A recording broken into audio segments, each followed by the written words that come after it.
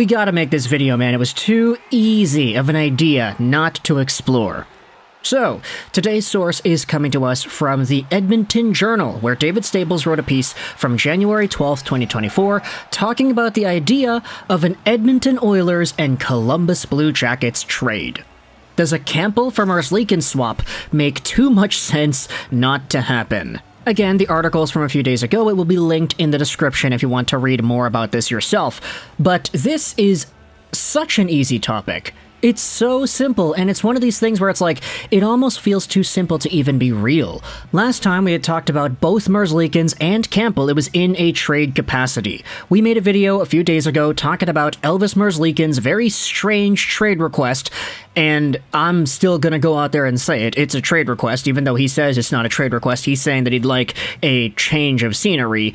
But besides this video, we also talked about the idea of Merzlikins wanting to go to the Oilers 1 month ago. This was the entire conversation surrounding his top choice, and that was a pretty big deal.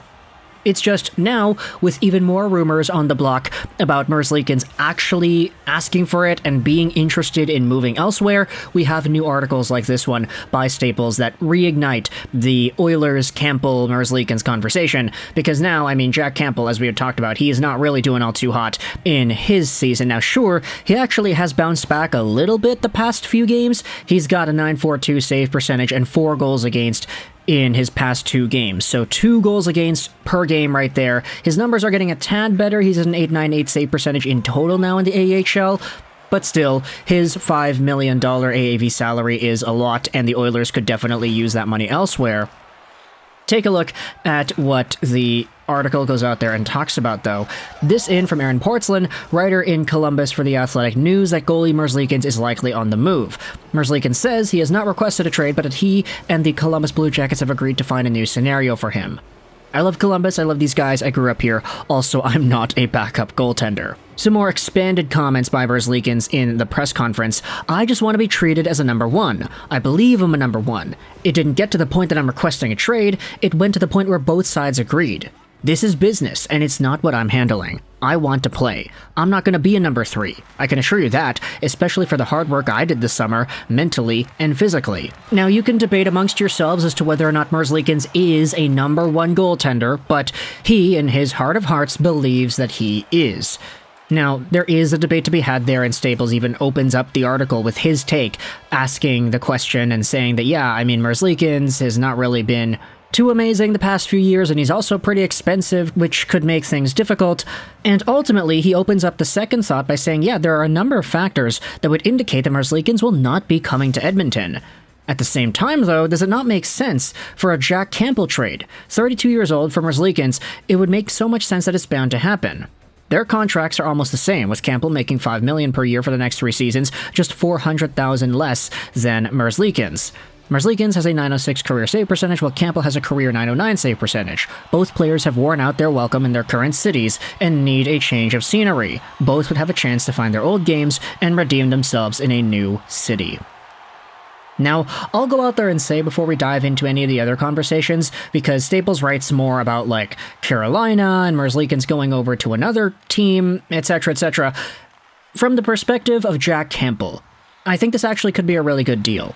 Mostly because in Columbus, there isn't really the sky-high expectation ceiling that the Edmonton Oilers have right now. Everybody knows the Oilers are cup or bust. If they don't win the Stanley Cup, things are going to be melted down in that city because of the McDavid and Draisaitl years getting wasted even more. But in Columbus, everybody's kind of accepted defeat over there. Let's just wait before Adam Fantilli becomes the number 1 center. Johnny Gaudreau will be on this team forever, so he'll stick around.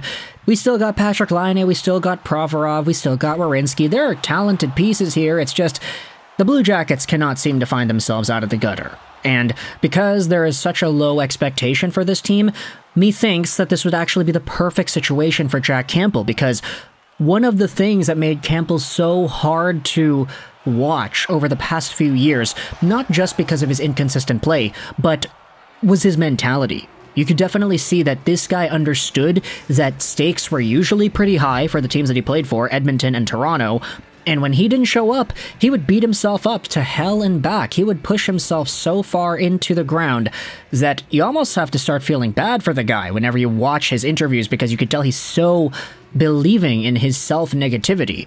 And so, I don't want to be a psychologist or anything, that's not what I'm trying to do, but a lot of emotions like these, I feel, come from expectations. And there are expectations for hockey players in the NHL to be good players. Especially when the stakes are on you. You have to win. You have to help McDavid and Draisaitl get that Stanley Cup. You have to be the guy to make that happen. And when a goalie like Jack Campbell is not able to do that, the first instinct, it seems, for a guy like Jack Campbell is to blame himself and get down about it.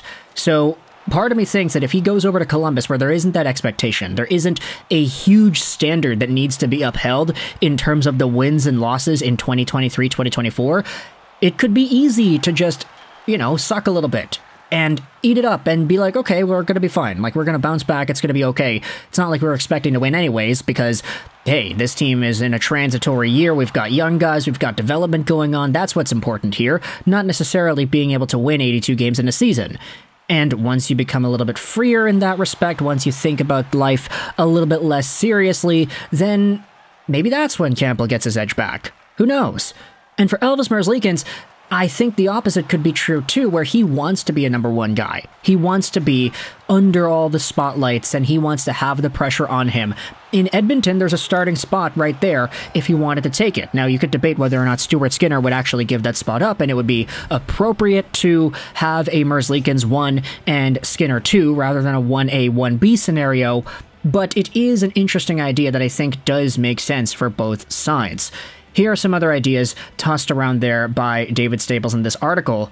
Some other contending team with goalie issues but limited cap space might try to trade for Merzlikins in a $5 million cap hit for $5 million cap hit kind of deal. New Jersey doesn't have a stellar starter, maybe they'll make a move. But when it comes to NHL contenders, there's no other so glaringly obvious move as a Campbell for Merzlikins trade.